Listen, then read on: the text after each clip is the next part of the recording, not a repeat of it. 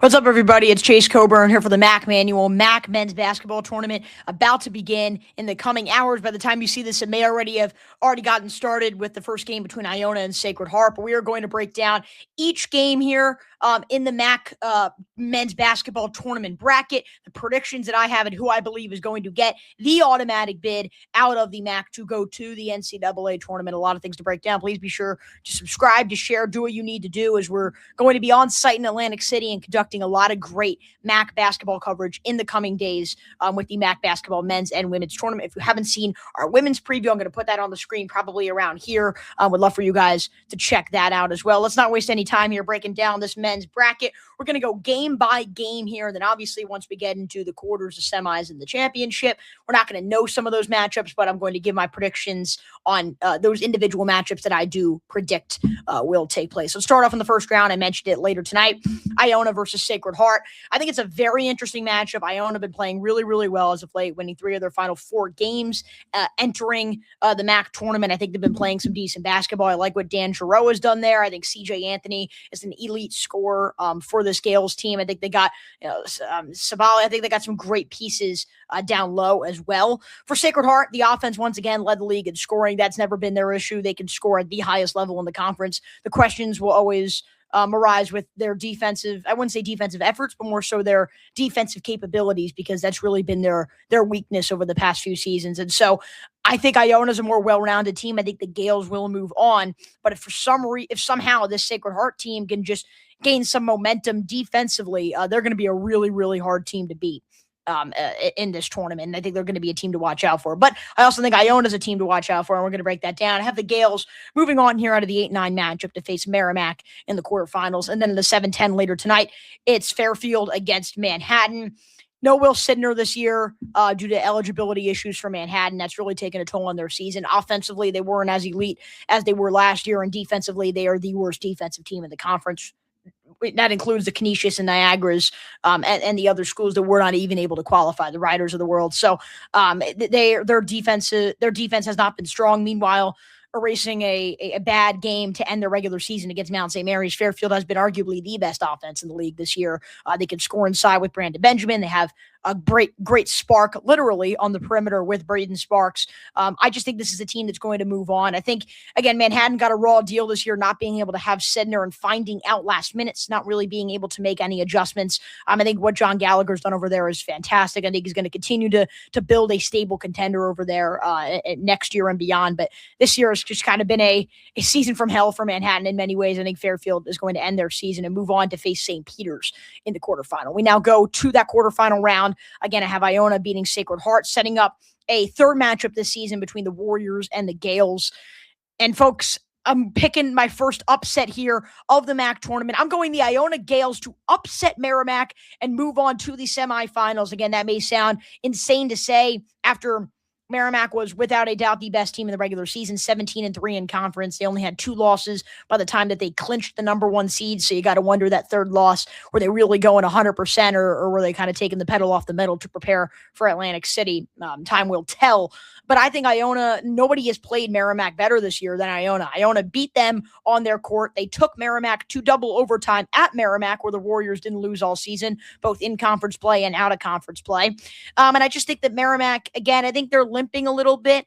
Those overtime games against Siena and Iona, then you lost to Niagara. It didn't look like a pleasing product to end the season. Again, it feels like they were kind of surviving those final 4 or 5 games as opposed to dominating. And look, Kaveri Kennedy has been absolutely extraordinary as the unanimous player of the year and the unanimous rookie of the year. Joe Gallo, the unanimous coach of the year. I mean, they've been incredible. The hashtag make chaos defensive mentality that's bled into the fan base. It's been an awesome story to watch, and they could very well go and win it.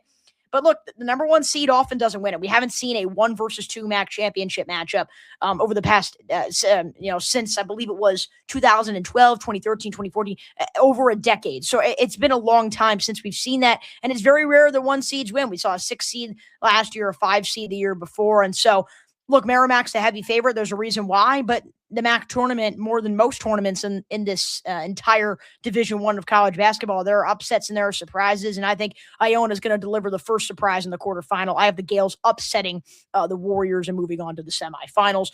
Quinnipiac versus Marist. Talk about limping into the tournament. Nobody is more ice cold going into Atlantic City than the Quinnipiac Bobcats, who just barely got a win over Canisius in a must-win game, lost at Niagara in a must-win game, couldn't defeat Fairfield, got dominated in the paint against Fairfield at home when Fairfield didn't even have Brandon Benjamin for most of the game. So they're just kind of limping in. Amari Monroe dealing with an injury. Even, Monroe's been great defensively, but he hasn't even been offensively what we know he's capable of.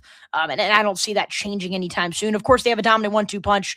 Tom Pecor has been here before. They were a 1 seed in the previous 2 years, and they didn't get it done. Maybe that's a good omen for now being the 4th seed and actually going and getting it done. But I just don't see it. I see Marist moving on in this matchup. Marist is usually a team that fades late, but that defense is holding strong, and I think they've played an elite product against some of the best teams in the conference previously. So I have the Red Foxes moving on to face the Gales in the semifinals. 2-7 matchup. You see it on the screen. St. Peter's against Fairfield. Unfortunately, this is the matchup that haunts Fairfield consistently. The Stags were eliminated by the Peacocks in 2022, in 2023, and in 2024, and then they haven't played well against them this year. They lost both of their games against St. Peter's during the regular season. The Peacocks kind of have their number, both all-time in history, in totality, and this season especially. Bland on the perimeter. They have a ton of great offensive playmakers, but they're probably arguably the best defensive team in the conference, and what they're able to do and being able to keep up with any team in the paint.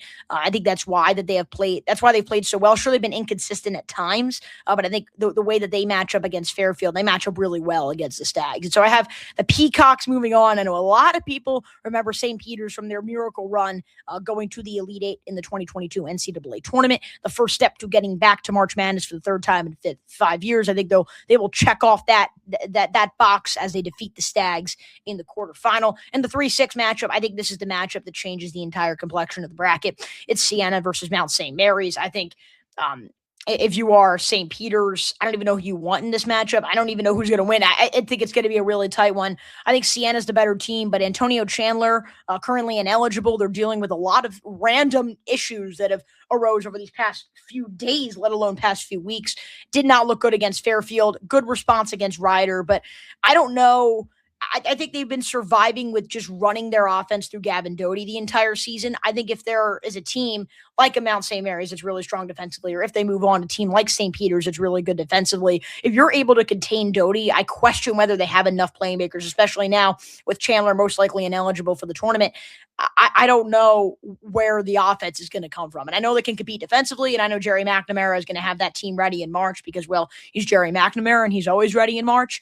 But I think Mount St. Mary's, the reigning champions, once again in this spot as the 6th seed, I think they're going to move on. They're a team that looks really good as of late, winning 5 of their last 6, shutting down a Fairfield offense that have been guns and blazing and incredible at home. They went into their building, punched them in the mouth. They've looked really good over their past few weeks. I got the Mount, the reigning champs, moving on to the semifinals. Moving back up to the top semifinal matchup, we have Iona against Mount St. Mary's, 8th seed versus 5th seed. I told you this isn't going to be chalk in this year's tournament. Hopefully that is pretty clear here after my semifinal picks.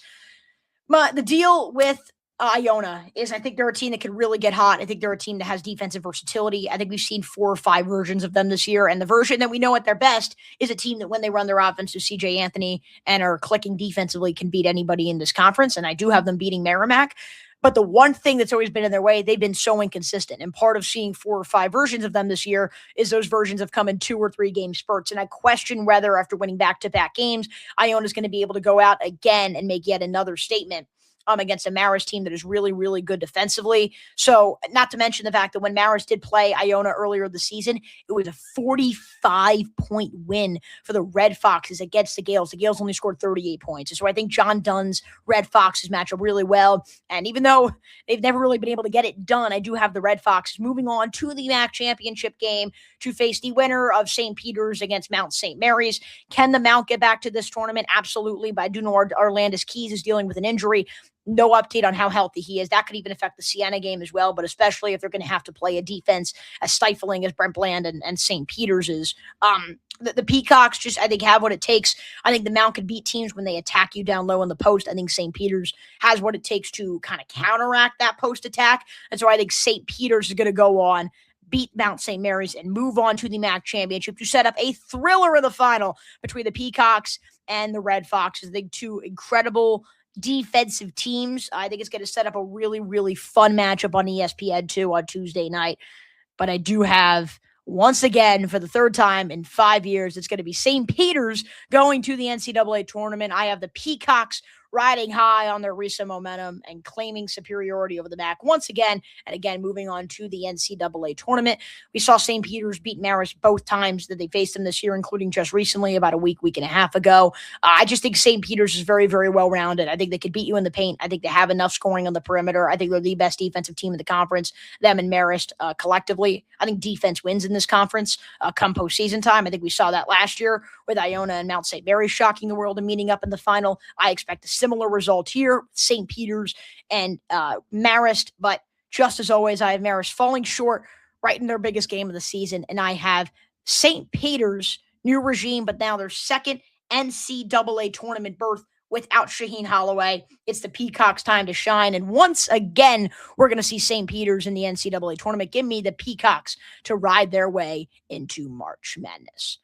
To be honest with you, there's a chance I got that all wrong. There's a chance Fairfield goes and they make a run, or there's a chance Merrimack just goes and wins the whole thing. Or again, even with Antonio Chandler's issues, if Orlandis Keys is hurt, maybe it's Sienna and Jerry McNamara's time to take the throne. There are so many, there are endless possibilities in this tournament. Don't throw Quinnipiac out the window either. They're a team that has experience. They've been here before. They have high-level talent, and they have a coach that knows how to win in this spot. So again, so many things could happen. I'm so excited to break it all down. MAACmanual.substack.com. If you want to see coverage throughout the week, we're going to be breaking down game previews, game recaps, exclusive coverage. Again, we're going to be on site in Atlantic City for a good portion of the weekend, being able to cover some of these high-level matchups in the MAAC. So you're not going to want to miss that. Again, please be sure to subscribe so you don't miss any MAAC coverage this week during the MAAC tournament. And you guys see I'm collaborating with my regular Chase the Sports News account. Go and follow that account if you want to see coverage on the NBA, NFL, college basketball, and so many other sports there, as we are covering all the sports over on Chase the Sports News. Thank you guys